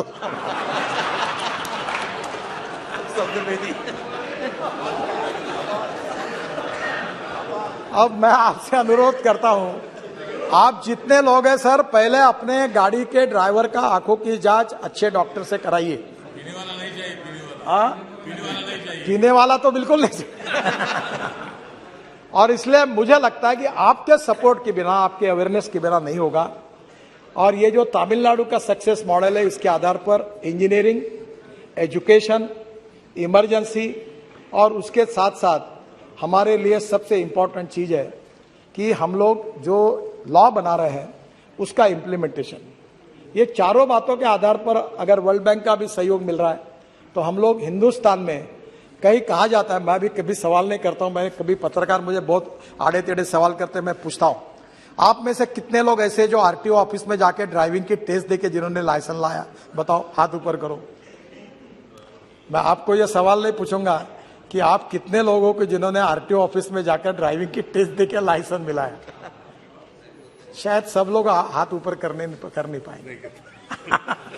मैं आपको एम्ब्रोसिंग क्वेश्चन नहीं लाता सर। ये अध्यक्ष महाराज, ये स्थिति है कि वर्ल्ड में इस बात की चर्चा होती है कि जिस देश में सबसे आसानी से लाइसेंस मिलता है, ऐसा कोई देश है तो हिंदुस्तान है। और हमारे इस लाइसेंस को वो मानते नहीं। इसलिए आने वाले समय में इस विषय में आपके स्टेट गवर्नमेंट में भी आप जरूर सहयोग करिए, यही मैं आपसे अनुरोध करूंगा। अध्यक्ष महाराज, और एक बात है जो विशेष रूप से मैं आपको अनुरोध करूंगा कि अब ये जो पोल्यूशन है रोड का, डीजल का, ये भी समस्या है। मैं बहुत 15 साल से इसके पीछे लगा हूँ और मैं आपको आमंत्रित करूंगा कि जरा इस सेशन में अगले सप्ताह मेरे घर पर आइए। मैं हाइड्रोजन पर चलने वाली कार में आपको चक्कर दूंगा। अध्यक्ष महाराज, अब दिन वो दूर नहीं है कि हम लोग ग्रीन हाइड्रोजन 3-4 प्रकार का होता है। ब्लैक हाइड्रोजन यानी जो कोयले से बनता है, ब्राउन हाइड्रोजन यानी पेट्रोलियम से बनता है, और ग्रीन हाइड्रोजन जो है वो पानी से बनता है। ट्रांसपोर्ट मिनिस्ट्री ने स्पेशल इनिशिएटिव लिया है कि अब पेट्रोल डीजल के बजाय हम लोग अब ethanol, methanol, biodiesel, bio CNG, bio LNG और ग्रीन हाइड्रोजन और इलेक्ट्रिक पर आएंगे। और मैं आप सबसे अनुरोध करता हूं, बहुत आसान काम है। आपके हर जगह पर नगर पालिका और महानगर पालिका में गंदा पानी है, सीवेज वाटर। मैं 7 साल पहले पीछे लगा और मेरे कॉन्स्टिट्यूंसी का टॉयलेट का पानी मैं महाराष्ट्र सरकार को बेचता हूं। आपको पता लगेगा, आश्चर्य होगा कि 325 करोड़ रुपए हमको साल के मिलते रॉयल्टी टॉयलेट का पानी बेचकर। अब उसी पानी को अच्छा बनाकर जो हम लोग सॉलिड वेस्ट मैनेजमेंट है, उसमें हमारे कचरे में ग्लास है, मेटल है, ऑर्गेनिक है, इसको सेग्रीगेट करके रूफटॉप सोलर और छोटी विंड मिल जो गुजरात में बनती है उसको लेकर, क्योंकि ग्रीन हाइड्रोजन बनाने में 70% कॉस्ट पावर की है और पावर में हमारे पावर मंत्री भी बहुत इनिशिएटिव ले रहे हैं और इसलिए आगे चल के उन्होंने काफी देने वाले सहूलतें। तो वहां से हम लोग डायरेक्ट अगर वो पावर मिल जाएगी तो पानी से ग्रीन हाइड्रोजन निकलेगा, फिर उसको एक विशिष्ट बार तक प्रेशराइज करना पड़ता है, तो जनरेटर जो होगा वो इथेनॉल पे होगा। और मैं आपको बताता हूं कि ये हाइड्रोजन सबसे सस्ता फ्यूल होगा। और ये मैं बहुत दिनों से, जब से मैं बीजेपी का प्रेसिडेंट था तो लोग मुझे हंसते थे। मैं इथेनॉल की बात करता था, बायोफ्यूल की बात करता। आपको पता है अब सब लोग करने लगे। शायद मेरे समझाने में कुछ कम पड़ा होगा कि शायद मैं समझा नहीं पाया होगा, पर आज सब लोगों को लगता है कि ये होना चाहिए, क्योंकि पेट्रोल डीजल अपने हाथ में नहीं है और पोल्यूशन हो रहा है। और इसलिए मैं आज सदन से अनुरोध करूंगा कि आज ग्रीन हाइड्रोजन के ऊपर आपके डिस्ट्रिक्ट में आप इनिशिएटिव लीजिए। अभी सिंह साहब उसके ऊपर स्कीम ला रहे हैं। इलेक्ट्रोलाइजर भारतीय इंजीनियर्स ने, मैं इनॉग्रेशन के लिए जा नहीं पाया, बेंगलोर में हमारे अमेरिका के 4 इंजीनियर है, उन्होंने इलेक्ट्रोलाइजर बनाया, 1 करोड़ 20 लाख का। अब वो हर जिले में बनाएंगे और उसमें गंदे पानी को शुद्ध करके रूफटॉप सोलर। अब सोलर हमारे बास्केट में 38% सोलर पावर है और इसलिए हम कोई कोयला जला के पावर की बात नहीं कर रहे हैं। और solar power, hydro power, nuclear power, thermo अनेक प्रकार की एनर्जी ला रही है। तो हम सब प्रकार की अल्टरनेटिव ग्रीन एनर्जी के पीछे जाए, ताकि कोल से एनर्जी अच्छी नहीं है। और पेट्रोलियम एनर्जी में हम इंपोर्ट करते हैं। हम एनर्जी इंपोर्ट करने वाले नहीं, हम एनर्जी एक्सपोर्ट करने वाले बने, यही प्रधानमंत्री की इच्छा। और इसलिए 3000 करोड़ रुपए का हाइड्रोजन मिशन जाहिर हुआ है, लाल किले पर प्रधानमंत्री ने जाहिर किया है। आप सब लोग आग्रह करेंगे तो आज cement plant, steel plant, railway, हवाई जहाज सब इस पर चलेंगे, तो हमको पेट्रोल इंपोर्ट करने की जरूरत नहीं पड़ेगी। और इसलिए आज इलेक्ट्रिक व्हीकल की मैं आपको बात करता हूं। आप इलेक्ट्रिक लोग मुझे बोलते कितने साल में आएंगे, कब आएंगे, कोई जरूरत ही नहीं बोलने की। मेरे पास आंकड़े, अभी बस का राइज 1200% हुआ। स्कूटर, टाटा की इलेक्ट्रिक की अभी गाड़ी आई है, लोग मुझे बोलते पत्र दो, गाड़ी नहीं मिल रही है। आपको बताता हूं, इलेक्ट्रिक की आज से मैक्सिमम 2 साल के अंदर पेट्रोल की स्कूटर, मोटरसाइकिल, पेट्रोल की ऑटो रिक्शा और पेट्रोल की कार, इसके बराबर इलेक्ट्रिक की कार, स्कूटर, ऑटो रिक्शा की कीमत होगी। मैं आपको बता रहा हूं, अभी लिथियम आयन बैटरी की कीमत कम होते जा रही है। और हमने जो केमिस्ट्री पे काम शुरू किया हमारे देश में, हमारे रिसर्च ऑर्गेनाइजेशन, IIT, स्टार्टअप ने, उसमें हम लोग केवल लिथियम आयन नहीं, zinc ion, aluminium ion, sodium ion, इस केमिस्ट्री को डेवलप कर रहे हैं। और आने वाले समय में ये सब डेवलप हो जाएगा। और इलेक्ट्रिक में आपको बताता हूं कि अगर पेट्रोल के लिए अगर आप 100 रुपए खर्चा कर रहे हैं तो इलेक्ट्रिक के लिए 10 रुपए लगेंगे।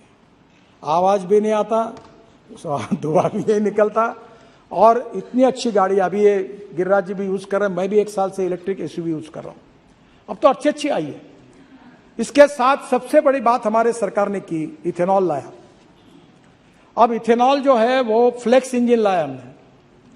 फ्लेक्स इंजन की एडवाइजरी इशू की है टोयोटा, सुजुकी और हुंडई, तीनों ने भी एक्सेप्ट किया है कि 6 महीने के अंदर गाड़ियां आएंगी। और अभी टीवीएस और बजाज और हीरो तीनों की मैंने लॉन्च भी कर दी स्कूटर, 100% पेट्रोल और 100% bio ethanol. Ethanol 62 rupees litre, petrol अब मालूम नहीं आज क्या भाव होगा। और अब इथेनॉल की कैलोरिक वैल्यू पेट्रोल के ऊपर लाने की भी टेक्नोलॉजी लाई है। वो आकर मैंने इंडियन ऑयल के चेयरमैन और उनको प्रेजेंटेशन दिया है। तो आने वाले समय में हमारा किसान, गन्ना उत्पादक किसान, sugar cane use to ethanol, B molasses to ethanol, C molasses to ethanol, corn to ethanol, broken rice to ethanol, biomass to ethanol.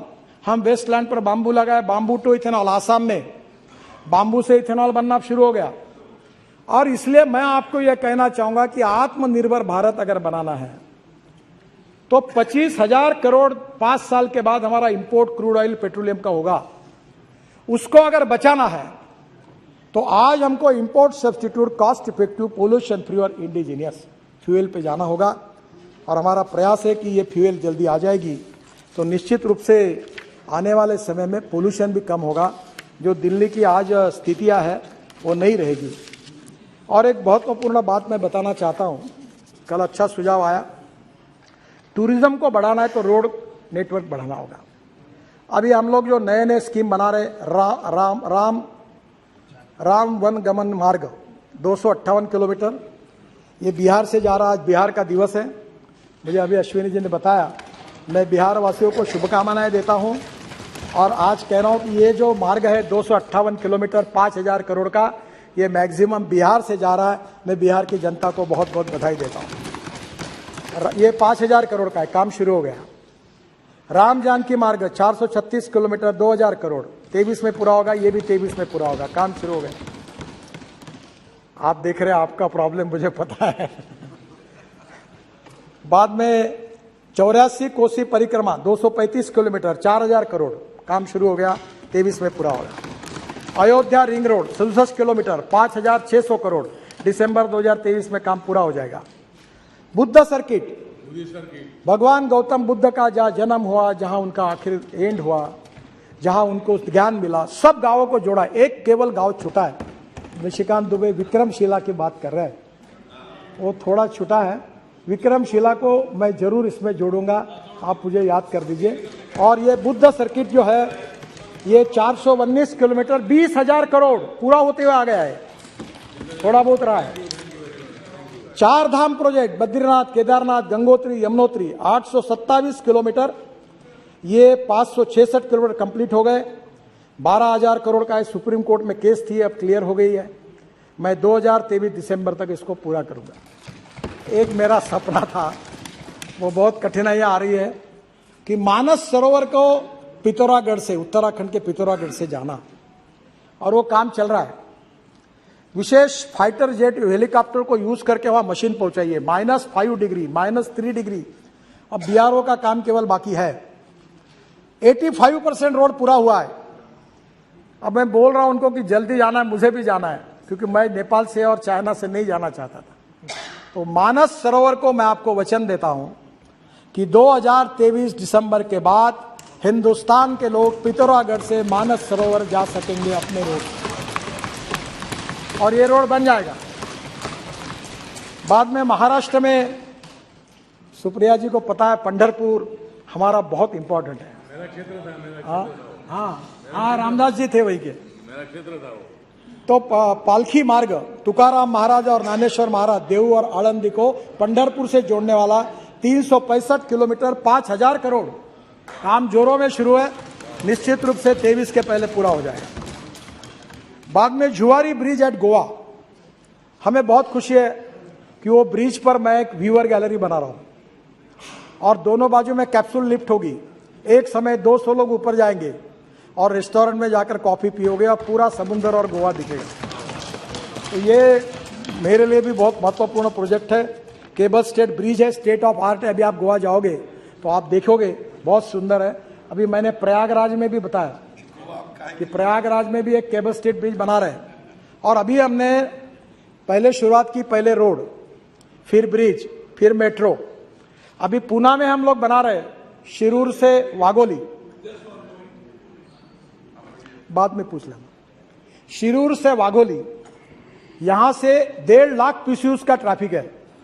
और अब ब्रिज बना रहे हम, नीचे में 8 लेन रोड, ऊपर में 6 लेन ब्रिज, पहले फ्लोर पर, दूसरे फ्लोर पर 6 लेन ब्रिज, और उसके ऊपर में मेट्रो।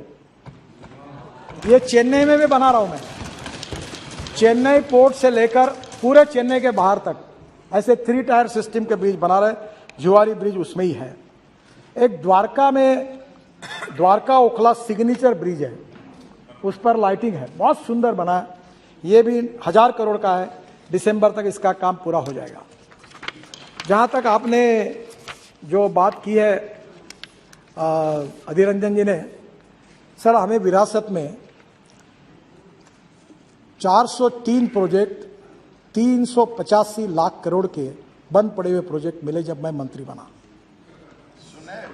और उसमें से 40,000 करोड़ के प्रोजेक्ट हमने टर्मिनेट कर दिए।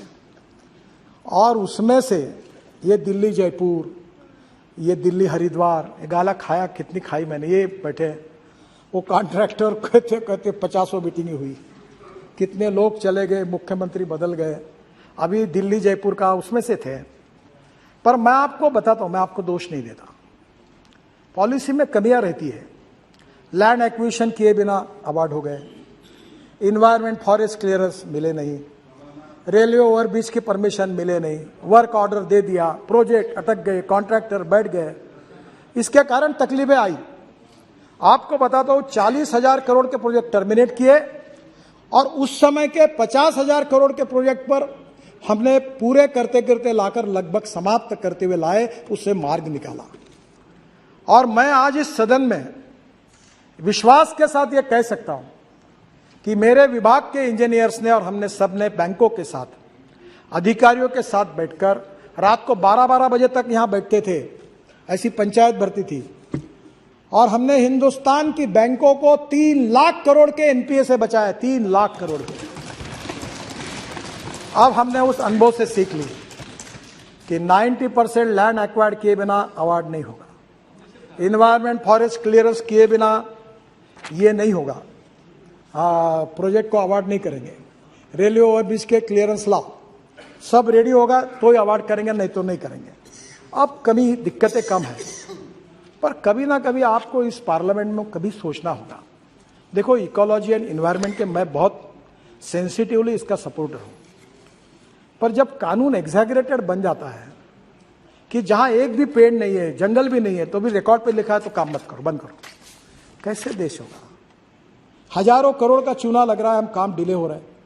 इस देश के संसद को, आप लॉ मेकर हो, इकोलॉजी एंड इन्वायरमेंट को भी, ethics, economy, ecology and environment तीनों इंपॉर्टेंट ईज है। पर इकोलॉजी एंड इन्वायरमेंट के लिए हमको बिल्कुल जाना आगे। हम पेरिस अकॉर्ड से लेकर फ्यूल से लेकर सब जगह पोल्यूशन को कम करने की कोशिश कर रहे हैं। केवल दिल्ली के पोल्यूशन के लिए 62,000 करोड़ रुपए मेरा डिपार्टमेंट खर्चा कर रहा है सर, 62,000 करोड़। दिल्ली का रिंग रोड बनाया, दिल्ली के सब रोड बनना शुरू हुआ है ताकि दिल्ली का प्रदूषण कम हो। एक धौला कुआं का था, मैं रोज नागपुर से आता था प्लेन से, रोज 1 घंटा को धौला कुआं पे बैठ के गाड़ी में देखता था, रोज बोलता था क्या हुआ, ये कैसे करें। मेरा क्या बोले, एनएच नहीं है। मैंने बोला नहीं है ना एनएच, आओ इधर, इसको 5 किलोमीटर एनएच जाहिर कर दो ताज पैलेस तक और बनाओ काम। हो गया काम। आज धौला कुआं पर आप अटकते नहीं है। और आज इसलिए मैं आपको यही कहना चाहूंगा कि कभी तो भी 1980 का फॉरेस्ट इन्वायरमेंट एक्ट उस समय बना था, एक साइड पेंडुलम इधर चला गया था। अब थोड़ा सा इस संसद को मैं अनुरोध करूंगा, हमें विकास भी चाहिए, रोजगार भी चाहिए, एक्सपोर्ट भी चाहिए, पर्यावरण भी चाहिए। हमें ऐसा एक्सेंट्रिक सोच के नहीं होगा। कभी ना कभी आदरणीय अधीर रंजन जी, आप सब पार्टी के लोग मिलकर एक बार इसमें पॉलिटिक्स न लाते हुए देश के इंटरेस्ट में, हमारे देश के इंफ्रास्ट्रक्चर को, हम एक डेवलप कंट्री है, इसके लिए किस प्रकार के कानून और नियमों के जाना चाहिए, इसका जरूर सोचिए। नहीं तो एक एक काम के पीछे हर साल 20-20 हजार, 30-30 हजार करोड़ स्टे मिल जाते हैं। आपको मैं बताता हूं, मुझे बताते हुए दुख होता है, कोई ये कहने के लिए नहीं आता मेरा रोड करो, काम शुरू करो। जो लोग आते हैं वो इसलिए आते हैं कि काम रोको, काम स्टे करो। और इसलिए मैं आपसे अनुरोध करूंगा कि इसको और अच्छी तरह के कुछ सुधार किया है, उस परिस्थिति में आगे भी आप लोग जरूर विचार करिए, क्योंकि इस देश का सार्वभौम ये संसद है। आप लॉ मेकर है, लेजिस्लेटिव विंग है, लोकतंत्र जो 4 पैरों पर खड़ा है, वो चाहे जुडिशियरी हो, एग्जीक्यूटिव विंग हो, उसके साथ हमारी संसद लेजिस्लेटिव विंग हो और मीडिया हो। तो आप लोगों का अधिकार है, हमारा अधिकार है, देश के हित में पर्यावरण की भी रक्षा करेंगे और देश का विकास करेंगे। ऐसा कोई बात आप जरूर करिए। मैं मेरे अनुभव के साथ कहता हूं, हर साल 20 से 25 हजार करोड़ का चुना केवल डिले के कारण होता है, और आपके समय भी जो प्रोजेक्ट बंद पड़े उसका कारण यही कारण में घूम रहा था। और इसलिए मैं निश्चित रूप से आपको कहूंगा कि इस बात के बारे में विचार करिए। मुझे सम्मान्य सदस्य ने एक बात कही है कि हमने बौद्ध सर्किट बनाया। वैसे हमने दिल्ली अमृतसर कटरा रोड पर, जब हमारे आप लोग आए थे, हमारे सिंधु साहब चेयरमैन थे, वो पंजाब के हैं, मुझे कहा कि अमृतसर के बाहर से रोड जाएगा तो ये जो 4 महत्वपूर्ण गुरुद्वारा अमृतसर के अंदर है वो कैसे होंगे। मैंने बोला अंदर से रोड जाएंगे। हमने खर्चा किया, डबल बनाए, अब चारों को जोड़ दिया।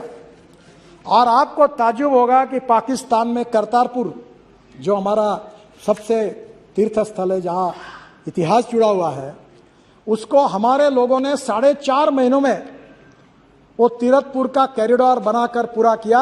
हमारे सब सिख बंधु पाकिस्तान में जा रहे हैं। रिलीजियस टूरिज्म को बढ़ाने की हमने हर समय कोशिश की। एडवेंचर स्पोर्ट्स को, ओली, ये हमारा कारगिल के नीचे हमारा ये झोजिला, सर क्या जगह है। मैं तो अध्यक्ष महाराज आपको कहूंगा कि पार्लियामेंट का एक डेलीगेशन आप झोजिला टनल देखने के लिए आप आइए, मैं व्यवस्था करता हूं और आप जरूर देखने के लिए आइए। ये देश का, फारूक साहब तो जानते हैं वही के है, अध्यक्ष हमारा स्विट्जरलैंड से कई गुना अच्छा हमारा कश्मीर है। और वहां अगर टूरिज्म बढ़ेगा तो कश्मीर में कोई गरीबी नहीं रहेगी, कोई भूखमरी नहीं रहेगी, सब रोजगार मिल जाएगा। और आज वहां हम एडवेंचर स्पोर्ट, हमारे आइस के ऊपर के स्पोर्ट, मैंने गवर्नर से बात की है और इसीलिए हमने उसको विकसित किया है टूरिज्म को। एक बात रही है जो हमारे यहाँ विशेष रूप से जैन सर्किट की भी बात निशिकांत जी ने रखी। मैंने आज बैठकर बहुत काम किया है, पर अभी भी मुझे लगता है कि जैन समाज और आप सब लोगों के सुझाव लेकर मैं इस सदन को आश्वस्त करता हूं कि जैन सर्किट, इसको भी हम बनाकर उसको भी जोड़ने का काम करेंगे, ये विश्वास यहाँ देता हूँ। एक और अच्छी बात हुई है जिसका आप लोग फायदा लीजिए। अभी प्रधानमंत्री जी ने मेरे विभाग के पास ropeway, cable car, funicular railway दिए हैं। अभी ये जो रोड ट्रेन है ना, रोड ट्रेन है, 2 बसेस इलेक्ट्रिक केबल पे चलती है, तो उसमें एकदम टिकट सस्ता हो जाएगा। ये ट्राम जो थी आपकी कलकत्ता की, वैसी वो टायर पर चलने वाली बस है। रोपवे, केबल कार, कल मेरे यहाँ प्रेजेंटेशन है डॉफलवेयर कंपनी का, हवा में उड़ने वाली, हवा में चलने वाली, 250 लोग बैठकर उड़ने वाली बस तैयार की उन्होंने। ये देश, दुनिया बदल रही है। अब रोप के में देखो, मेरे 47 प्रोजेक्ट मंजूर किए हैं 20,000 करोड़ के, जिसमें Kedarnath, Hemkund Sahib gurudwara, Neelkanth Mahadev temple Rishikesh, Hanumangarhi temple Nainital, Trimbakeshwar temple Harihar fort Nashik. बाद में 18 रोपवे है जो हिमाचल प्रदेश में, उत्तराखंड में है, जो 6,000 करोड़ के 11 प्रोजेक्ट्स है। जम्मू एंड कश्मीर, उत्तराखंड, हिमाचल प्रदेश, मणिपुर, सिक्किम, सब जगह में बना रहे। मैं आपसे अनुरोध करता हूं कि आपके शहर में भी अब पहले मेट्रो बनाते, मेट्रो की सब आग्रह करते। मेट्रो की कॉस्ट पर किलोमीटर 350 करोड़ है और मैं आपको 2 करोड़ पर किलोमीटर के मेट्रो बनाने का मार्ग बताऊंगा। ये हो सकता है और इसलिए ब्रॉड गेज पर हमने मेट्रो बनाई अभी नागपुर में, मेरे कॉन्स्टिट्यूशन में, और रेलवे मंत्री जी ने उसको बहुत समर्थन दिया है। और अब light rail transport, ropeway, cable car, funicular railway, अब पब्लिक ट्रांसपोर्ट ऑन इलेक्ट्रिसिटी हमारी जरूरत है। ये पेट्रोल डीजल की बसेस बंद करिए। मैं कश्मीर आया था, मैंने एलजी साहब को कहा कि तुम्हारी बसेस देख रहा था, हॉर्न छोड़कर सब बजता है, बिहार में ऐसी बसेस है। हॉर्न बजाने की जरूरत ही नहीं। उत्तर प्रदेश, बिहार में ऐसी, योगी जी परसों मुझे मिलने के लिए आए, मैंने कहा इलेक्ट्रिक बसेस लो। अब मुंबई में 900 इलेक्ट्रिक बस आ रही, पूना में 500 बसेस आ रही, नागपुर में 200 बसेस आ रही, इलेक्ट्रिक बस है। आपको मैं बताता हूं, अब जमाना बदल गया और इसलिए आने वाले समय में रोपवे, केबल कार, इसके लिए आप लोग प्रपोजल लेके आइए। मैं 100% भारत सरकार के पैसे से आपको ये सब बनाने के लिए मदद करूंगा, ये विश्वास देना चाहता हूं। सर, हम लोग लॉजिस्टिक पार्क बना रहे हैं। लॉजिस्टिक पार्क में करीब 35 मल्टी मॉडल लॉजिस्टिक पार्क है और मुझे लगता है अध्यक्ष महाराज, मुझे 5-1 मिनट में खत्म, बहुत सी बातें पर मैं संक्षिप्त में खत्म कर दूंगा। तो मैं आपको ये कहूंगा कि हम लोग करीब 35 मल्टी मॉडल लॉजिस्टिक पार्क बना रहे हैं। ये जोगी, कौन सा, जोगी गोपा, आसाम का, काफ़ी काम हो गया है। इसके साथ हम चेन्नई में बना रहे हैं, वर्धा में बना रहे हैं, पूना में बना रहे हैं। हमारा मॉडल बहुत सिंपल है, लैंड राज्य सरकार दे, बाकी खर्चा हम करेंगे और रोड के बाजू में लॉजिस्टिक पार्क बना देंगे, pre cooling plant, cold storage सब बना के देंगे। मैं निश्चित रूप से आपको इस बात का अनुरोध करूंगा। अब रोड के बाजू में, मैं रोड बनाने के पहले जमीन का रेट होता है 25 लाख। आजकल मुझे बहुत लोग मिलने के लिए आते हैं, बोलते हैं आप मेरे मित्रों एक काम करो। मैंने बोला क्या? बोले रोड की अलाइनमेंट बताओ कहाँ से जा रही। मैंने बोला तुमको क्या करना है?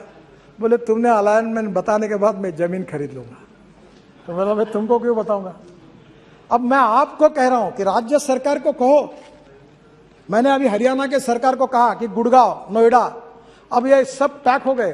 मैंने बोला एक्सप्रेस हाईवे के बाजू में नया गुड़गांव बनाओ, नया नोएडा बनाओ, बिहार में, पटना में, इधर नए industrial clusters, food park, resident नए बना सकते हैं। नई मुंबई पैक हो गई, पूरी खत्म हो गई। और इसलिए आने वाले समय में रोड नेटवर्क जो ग्रीन हाईवे बना रहे हैं, उसके बाजू में logistic park, smart city, smart villages बन सकते हैं। और इसके लिए भी मैं सदन को अनुरोध करूंगा कि इसमें आइए।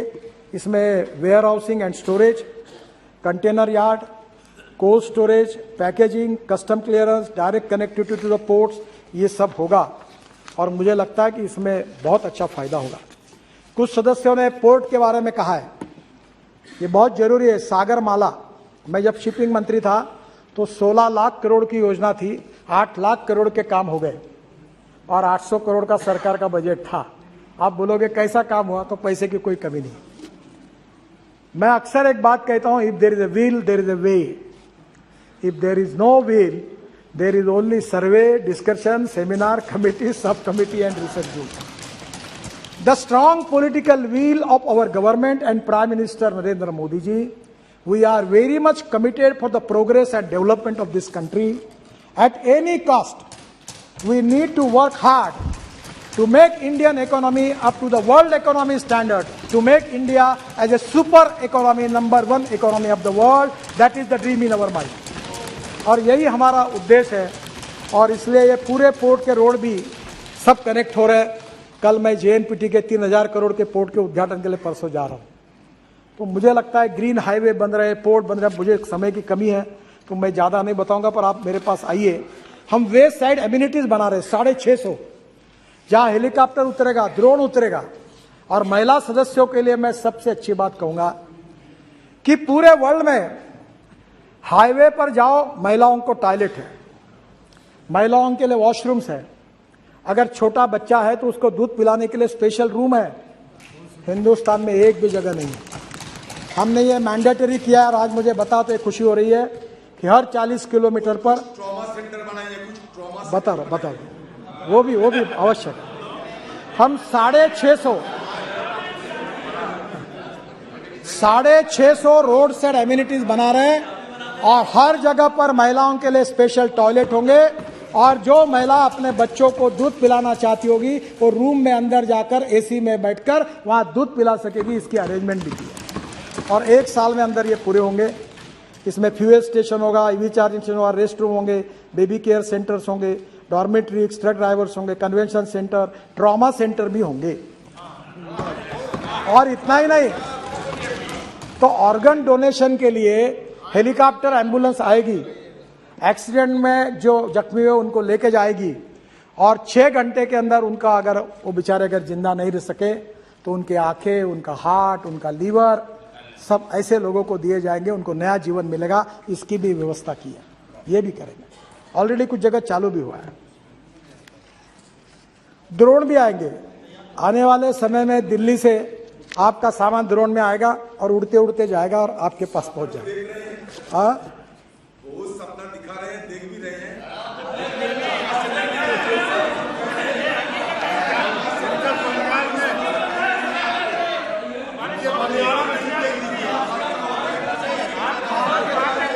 मौत की तादाद बढ़ रहे हैं।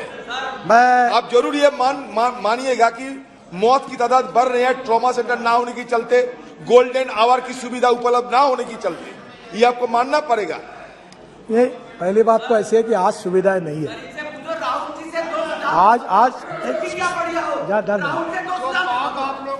आज पहली बात ऐसी है कि आपका सुझाव बिल्कुल बराबर है। आज पर्याप्त सुविधाएं नहीं है, इसमें कोई गलत नहीं है। पर मैं आपको एक बात विश्वास के साथ बताता हूँ, ये महाराष्ट्र के जितने एमपीज बैठे हैं ना, मैं पिछले 40 साल से राजनीति में हूँ और मैं ब्लंट भी हूँ।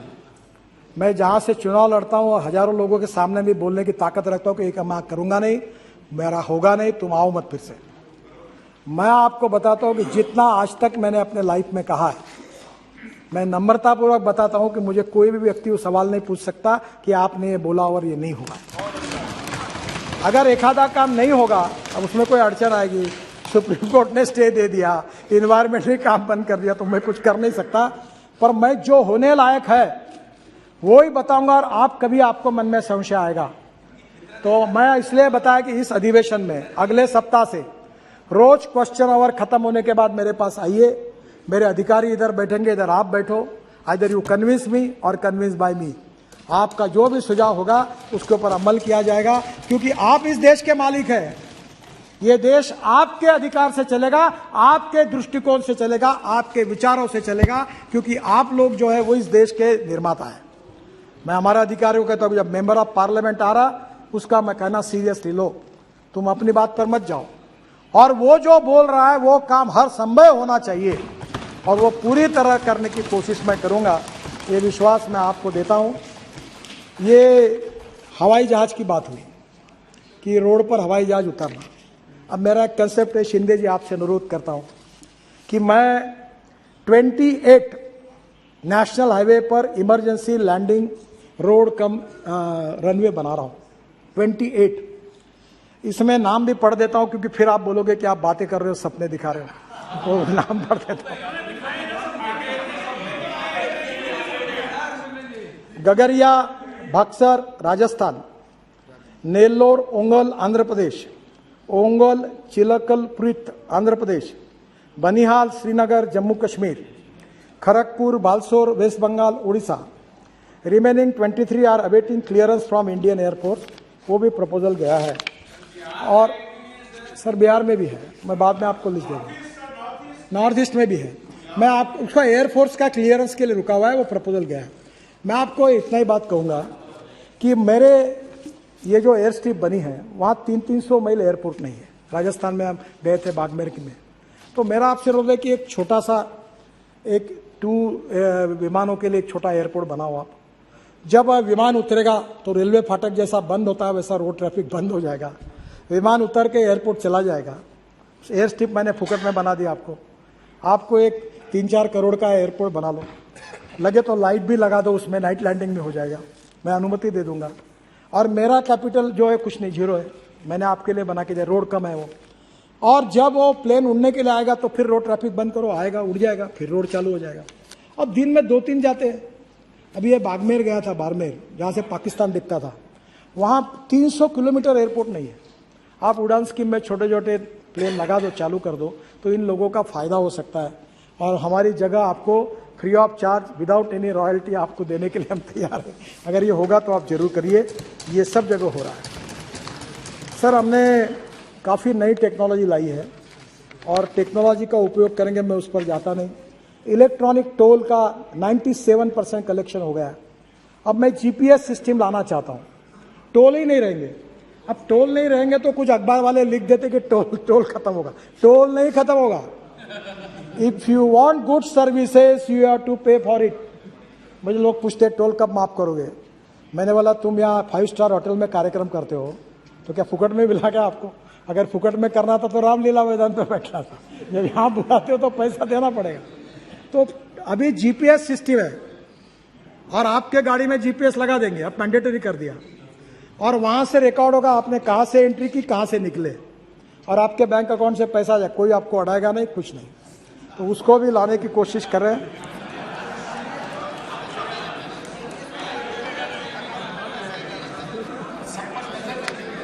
सर ये डिजिटल हाईवे हम बना रहे हैं, ट्रैफिक कंजेशन के लिए काम कर रहे हैं।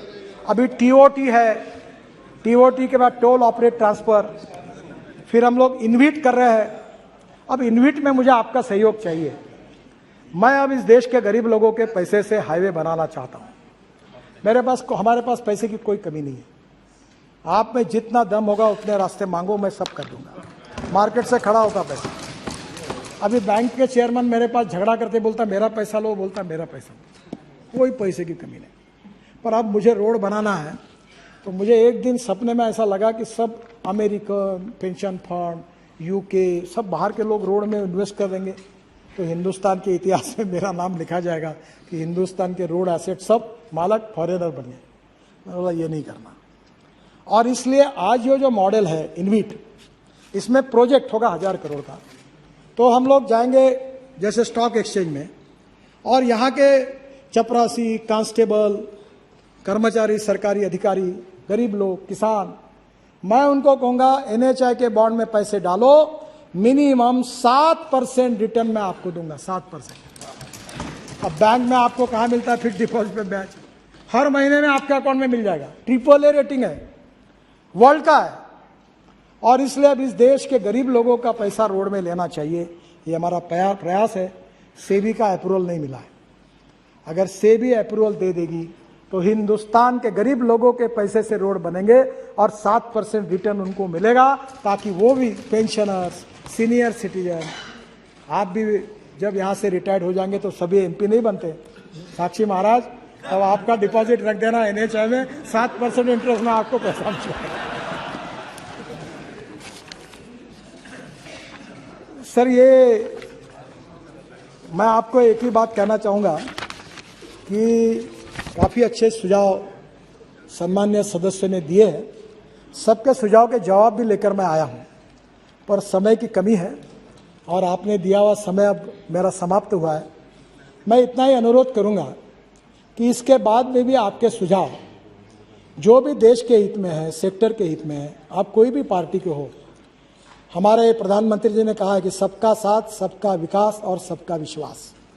हम इसका अनुकरण करते, कभी हमने पॉलिटिकल पार्टी के डिस्क्रिप्शन के आधार पर कोई काम मंजूर किया या नामंजूर किया, ऐसा कभी नहीं किया। जो भी आते होने वाला काम है सबका करते हैं, और आपका विश्वास और प्रेम यही हमारी ताकत है। मुझे बहुत खुशी हुई, मैं अभी अधिकारियों को बता रहा था कि 75 लोग बोले, और ये किसके नसीब में है अध्यक्ष महाराज? आज एक पार्टी वाला, पार्टी के अंदर ही तो एक दूसरे को पसंद नहीं करते लोग। यहाँ कौन कम्युनिस्ट पार्टी का है, कोई कांग्रेस पार्टी का है, कोई एमआईएम का है, वो बेचारा आकर कहता है कि नहीं, खुश होता है। तो मैंने कहा ये सब आपके बदौलत हुआ है। ये हमारे अधिकारियों ने, मैंने उनको कहा कि देखो ये श्रेय मेरा नहीं है। मैं अक्सर मैथमेटिक्स का एक इक्वेशन लोगों को बताता हूँ। मैं मैनेजमेंट का विद्यार्थी हूँ। ए नाम के व्यक्ति ने ए स्क्वायर काम किया और बी नाम के व्यक्ति ने बी स्क्वायर काम किया, तो total work is a square plus b square. पर अध्यक्ष महाराज, इसमें सबसे बड़ी खूबी है, क्योंकि मैं पॉलिटिकल पार्टी का कार्यकर्ता भी हूं और पोस्टर चिपकाते हुए पार्टी का अध्यक्ष बना हूं, तो ग्रास रूट से आया हूं। तो मैंने एक बात सीखी है कि ए प्लस बी ब्रैकेट में स्क्वायर, यानी come together, think together and work together. और human relationship is the biggest strength of politics and social work and business. तो मैंने हमारे अधिकारियों को कहा कि आप काम करो, और हमारी टीम काम कर रही है, आप सब काम कर रहे हैं, इसके कारण हमको श्रेय मिला है। आपकी अच्छी बातें जो है वो मेरे अकेले का श्रेय नहीं है। That credit goes two thousands of engineers and officers, day and night उन्होंने काम किया, उनको ही उतना ही श्रेय है। और इसलिए ये जो टीम वर्क है उसके लिए ये हमको सफलता मिली है। प्रधानमंत्री जी का यशस्वी मार्गदर्शन है। वित्त मंत्री जी ने हमको बहुत बजट बढ़ा कर दिया है और हमको बढ़ाने का हमें पैसे की कोई अड़चन भी नहीं है। तो स्वाभाविक रूप से हम इस देश को, जैसे मैंने पहले कहा था कि 24 दिसंबर के पहले हिंदुस्तान का रोड इंफ्रास्ट्रक्चर अमेरिका के बराबर होगा, यही हमारा प्रयास होगा। और ये करते समय आपके जो भी सुझाव होंगे, आपकी कहीं अगर टीका भी होगी, क्रिटिसिज्म भी होगा, तो भी उसका स्वागत करते हुए, उससे सीखते हुए हम आगे जाएंगे। मैं आप सबको बहुत बहुत धन्यवाद देता हूं और नम्रतापूर्वक अनुरोध करता हूं कि मेरे डिपार्टमेंट की ये जो मांगे हैं उसको आप पूरी तरह सपोर्ट करिए और उसका समर्थन करिए। और फिर भी कोई बात होगी तो मेरे चेंबर में आपका दरवाजा ओपन है, आप कभी भी आइए। आपका काम करने का हर समय हम प्रयास करेंगे। इसी विश्वास के साथ आपको बहुत बहुत धन्यवाद देते हुए मैं अपनी बात को समाप्त करता हूं। नमस्कार। N.K. Premchandran. Thank you very much, Speaker, sir. Sir, it is a wonderful performance by the Honorable Minister Sri Nitin Gadkari ji. We all extend our appreciation and congratulations to you for having the wonderful performance of the Ministry of Road Transport and Highways. Sir, but one suggestion I would like to present before you for and on behalf of the members of Parliament regarding the Central Road Fund. Sir, it is one of the privileges which is available to the members of Parliament so as to select the roads in the particular constituencies. It was the precedent. But unfortunately, nowadays it is not being followed as which was in the previous years. So our humble suggestion is high priority be given to the members of Parliament for selecting the roads under CRF. This is one of the sir, this is one of the rarest of the rare privileges available to the members of Parliament on CRF. Central Road Fund, I am talking on the Central Road Fund. So kindly give due preference and priority should be given to the members of Parliament in the selection of the roads. This is the humble suggestion which I would like to make. Sir, Speaker, sir, I have given notices. I have already moved cut motions numbers 13 to 22. Sir, it is not proper on my part to move cut motions when a minister is performing in such a way. So I seek the leave of the House to withdraw all the cut motions in my name. Thank you very much, sir. Hanuman Beniwal ji, cut motion पे कटौती प्रस्ताव दिया आपने। हाँ, और आधा minute धन्यवाद भी देता हूं। आपने क्या दिया ये भी पता है ना आपको? अध्यक्ष महोदय, मंत्री जी ने जवाब दिया। वास्तव में सबकी बात भी रखी और जो CRIF की हम CRIF ही कह रहा हूँ यार, CRIF एक मिनट, अरे नहीं है CRF, ऐसे कैसे IF है? पहले आप दुरुस्त हो जाओ एक बार, CRIF ही है। आपको जानकारी नहीं है, खड़े हो रहे हो ना पीछे से, ऐसे खड़े मत हुआ करो बिना उसके, यूं उछल रहे हो बिना बात। पढ़ के आते हैं भैया पूरी तैयारी के साथ, ठीक है ना।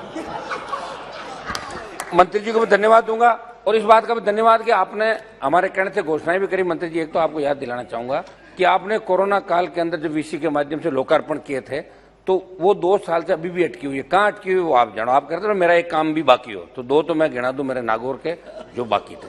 दूसरा हमारा निवेदन ये था कि राजस्थान में भी नेशनल हाईवे पर निर्माण से ज्यादा लागत टोल के माध्यम से वसूली जा चुकी है, तो ऐसे मामले में तो फिर टोल खत्म होना चाहिए ना वहां पे।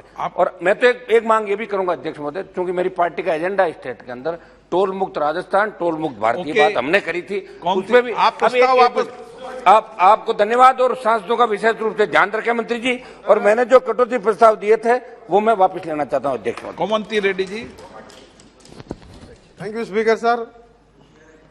मैं आपके द्वारा ऑनरेबल मिनिस्टर साहब को बहुत बहुत शुक्रिया अदा करता हूं। कभी भी जाओ मिनिस्टर साहब पूछे तो अपॉइंटमेंट आधा घंटे में मिल जाएंगे, काम बन जाएंगे। On behalf of the house क्या बोलते, मैं बड़े आदमी हैं उसका, ऐसा सब मंत्रियों को रिक्वेस्ट है, पार्टी को नहीं देखना, कोई मेंबर ऑफ पार्लियामेंट आए तो ऐसे रिसीव करके काम करे तो बहुत अच्छा रहता बोल के मैं सबको मिनिस्टर्स को रिक्वेस्ट करते हुए, मेरा एक बहुत समस्या रोड्स भी क्लियर करें साहब। कल बात करना था, मैं आउट ऑफ स्टेशन थे, कल नहीं बात करें। मेरा बहुत काम हुआ था, मेरा पार्लियामेंट और तेलंगाना के एरिया में बहुत फंड दिया। एक ही रिक्वेस्ट है साहब, बड़ा रिस्क का फैक्टर है साहब। एक्सीडेंट्स में कल 2 दिन पहले ऑल इंडिया क्राइम रिकॉर्ड वो इशू करे साहब। एक्सीडेंट में हाईएस्ट डेथ्स है फ्रॉम तेलंगाना स्टेट, वो भी हैदराबाद से विजयवाड़ा को जीएमआर टोल रोड पे ज्यादा एक्सीडेंट मर रहा बोल के क्राइम रिकॉर्ड में दिया। वो जीएमआर वाला 2022 अप्रैल में एक्चुअली 4 लेन थे 6 लेन करने का था, मगर उन्होंने क्या बोल रहे, वो आर्बिट्रेशन जाके नहीं करते। ओके ओके नहीं सर साहब, एक मिनट सर, डेथ का इश्यू है साहब। अच्छा साहब, मिनिस्टर साहब अच्छा मिनिस्टर है, बहुत रेस्पॉन्सिबल मिनिस्टर है। मैं एक ही रिक्वेस्ट है, क्या करते मिनिस्टर साहब को? एक मिनट एक साथ दे देना। सर, मेरी उनसे बात हुई है, मैंने उनको बुलाया था, मीटिंग हो गई है और मैंने उनको जो कहना है वो भी कॉन्ट्रैक्टर को कहा है। मामला हाईकोर्ट सुप्रीम कोर्ट तक गया, कोई अड़चने आ रही है, पर उनको कहा अगले इस समय, मुझे इस सप्ताह टाइम नहीं, ठीक है, अगले सोमवार मंगलवार निर्णय करके सॉल्व करें। Sir Dinna ji please.